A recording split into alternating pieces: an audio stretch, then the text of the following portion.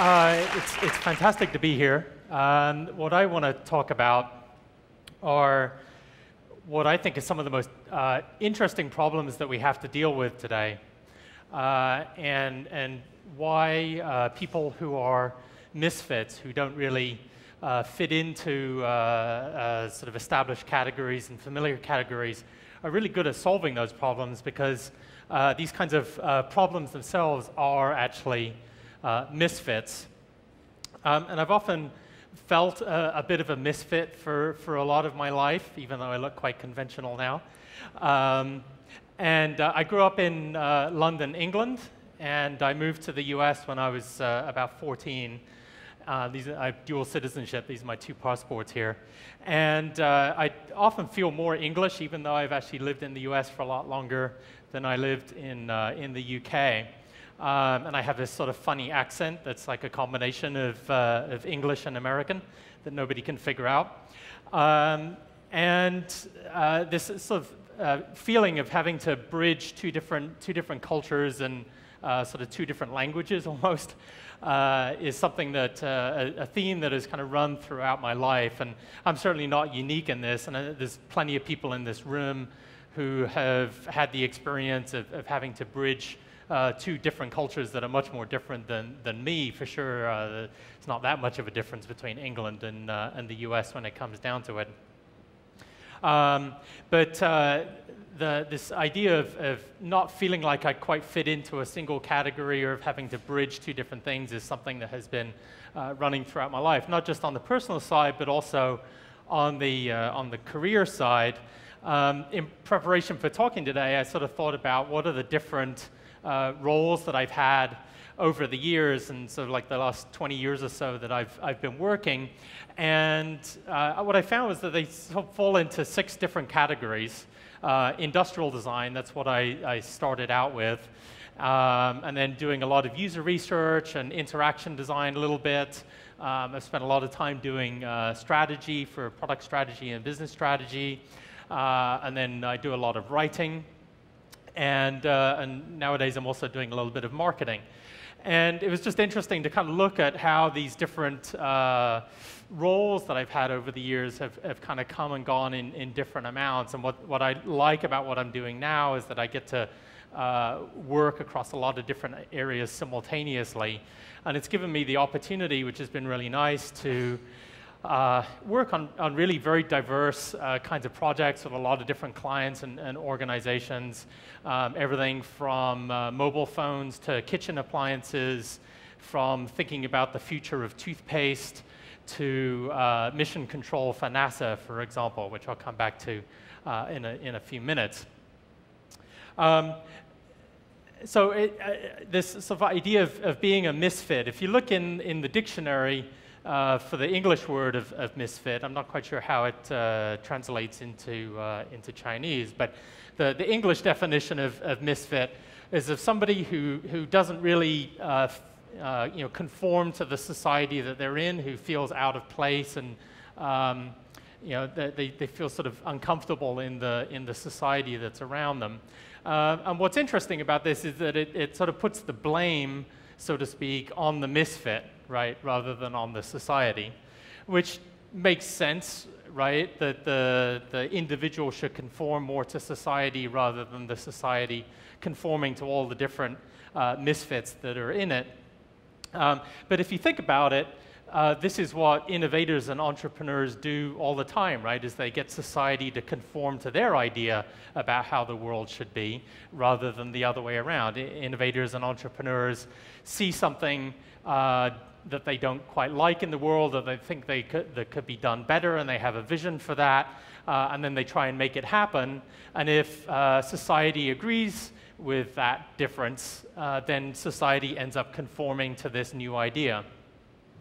And if you look at the history of innovation, the people who are misfits have actually contributed a very large number of them. Everybody from Leonardo da Vinci to somebody a little bit more contemporary. Here we have Steve Jobs and Steve Wozniak, the founders of Apple, of course. This photo here is from 1984, when they introduced the Apple IIc, which my company, Frog Design, actually designed, coincidentally. But the thing that I think is really interesting about this picture is that their clothing, and what their clothing says about how they sort of fit into the world.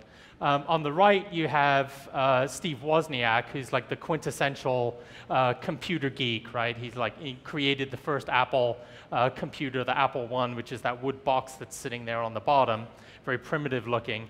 And I mean, he just doesn't look comfortable, right? He's like all dressed up for this business occasion, and he's wearing this jacket that doesn't really fit him very well, and he's got kind of an unattractive tie. He's like, he can't wait to get back to the t-shirt and jeans that he wears every day, right? Whereas Steve Jobs, I think, is really interesting if you look at his combination there. So above the waist, he's all business, right? It's like nice shirt, suspenders, bow tie, looks very smart and presentable for business. Below the waist, he's got the California, computer casual jeans on, which of course he's still very famous for wearing. And so I think he's somebody that is very comfortable at kind of moving between these two realms of computers and business, which back in 1984 were really very separate from one another, and now of course they're very integrated. And over time, he's also been able to incorporate entertainment and media into that combination as well. He's very able to kind of spread across, but he doesn't really fit comfortably into either one of those, any of those categories individually. Now, there's a fairly well-known saying in the US from the 1960s, which is, if you don't like the news, go out and make some of your own.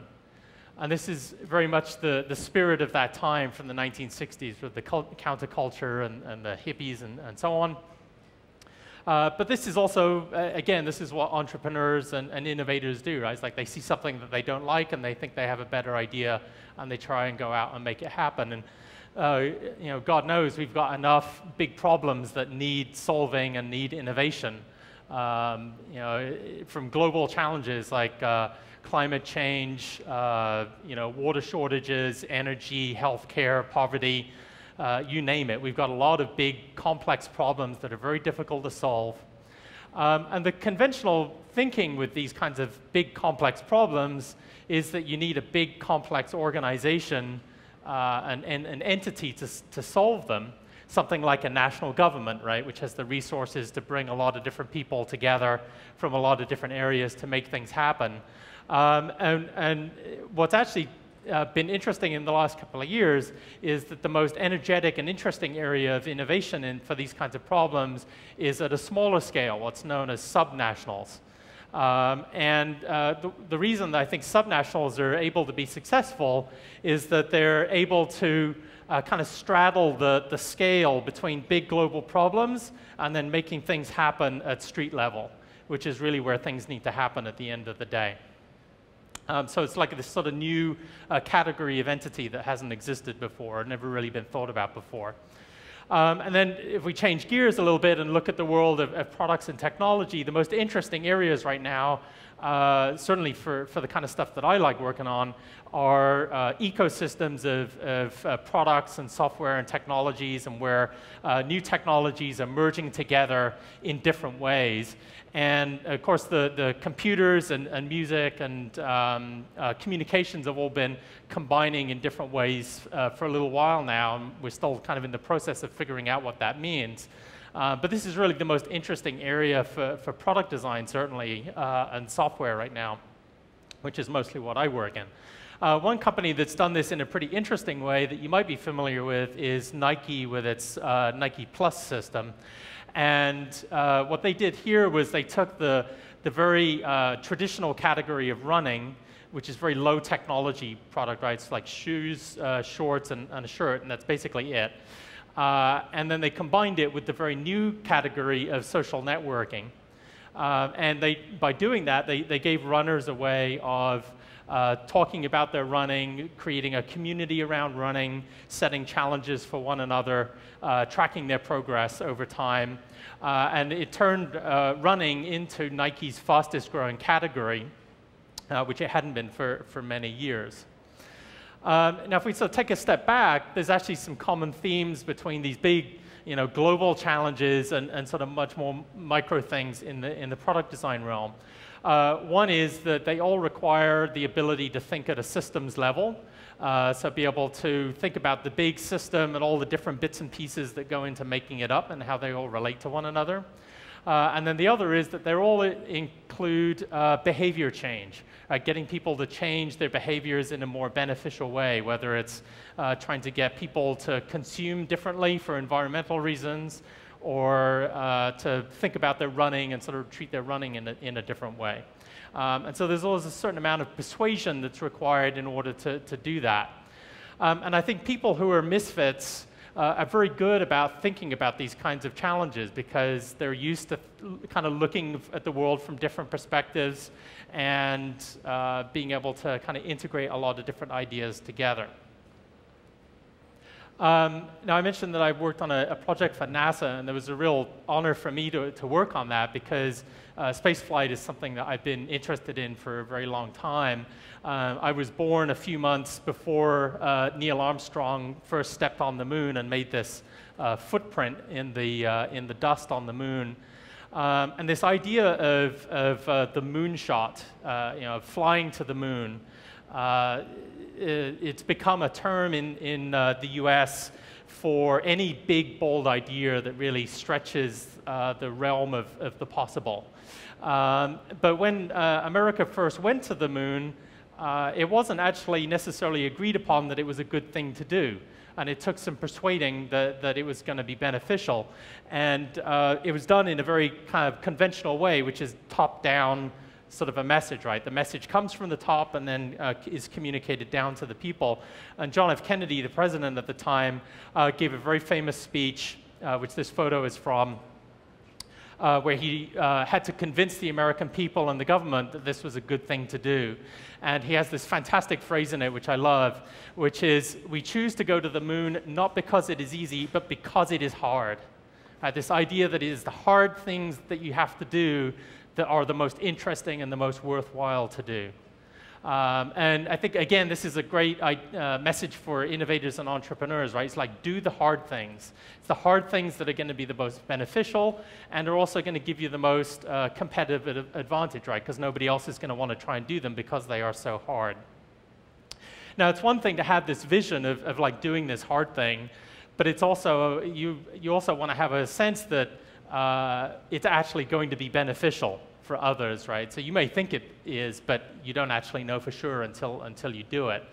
Now, in the product design realm, one way that we do this quite often is with what's called design research, which means going into people's homes or their workplaces and studying them for long periods of time in great detail to really try and understand their behaviors and their perceptions, how they sort of see the world and how they think about it, to try and ensure that the idea that we have for a new product is going to be beneficial. I'll just mention briefly one project that we worked on mostly in our New York studio to do using this approach. I think it created some opportunities for solving a very difficult problem that wouldn't have come up otherwise.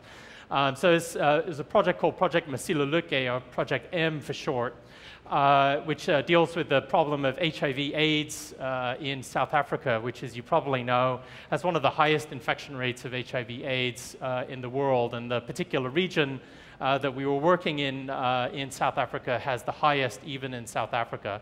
And so we worked very closely with local organizations there who had been looking at this problem for quite some time and really tried to understand what were some things that we could do to increase awareness about getting tested for AIDS and then actually getting tested. So there were a couple of different pieces to the solution. One was using text messages. There's a special kind of text message in South Africa where people send a message to another person to have them call them, and the carriers embed an advertisement into that text message. And we got the carriers to replace that advertisement in some cases with a message about the National AIDS telephone line. And it sounds kind of trivial, but it actually tripled the number of calls into the AIDS telephone line within a couple of months and resulted in a lot more people getting tested. The second piece of the solution was to do a home testing kit There's obviously ways of getting tested for HIV/AIDS in South Africa, but a lot of people don't go because there's a big stigma, and so this was a kit that allowed people to get tested at home, and it was very customized for the South African area.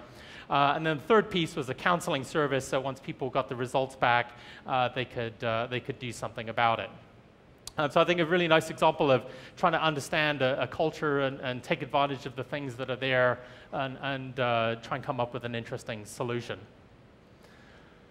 So often when we're doing these kinds of things, right, it is a process of unlearning. We want to have an idea of what our hypotheses are, but we also need to double check that those are actually correct. And when you start doing this kind of research, you find that people are really, really interesting. There's a huge diversity of ways that people live and behave and think. And I was reminded of this in kind of a small way, but I think an interesting way a couple of years ago. I was getting ready for work and getting dressed. Usually I'm a lot less formal. I'm in California than I am now. And I was putting on my sweater. And here's how I put on a sweater. Let me demonstrate.